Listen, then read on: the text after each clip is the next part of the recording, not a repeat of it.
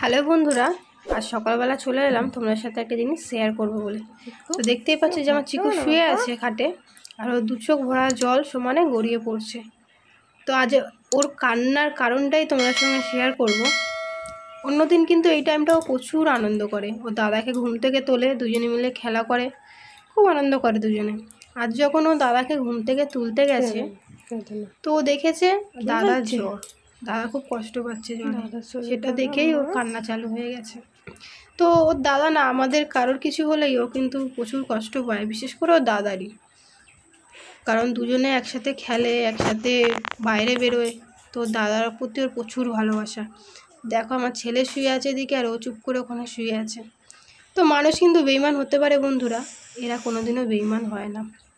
তুমি একটু ভালোবাসা দাও ওদের, ও তোমাকে তার দ্বিগুণ ভালোবাসা ফিরিয়ে দেবে। তো কাদের কাদের ঘরে এরম একটা ভালোবাসার ছোট্ট পুতুল আছে, আমাকে কিন্তু অবশ্যই কমেন্ট করে জানাবে। আর যদি ভিডিওটা ভালো লাগে অবশ্যই সাবস্ক্রাইব করে দেবে। আর দেখা হবে নেক্সট ব্লগে। বাই।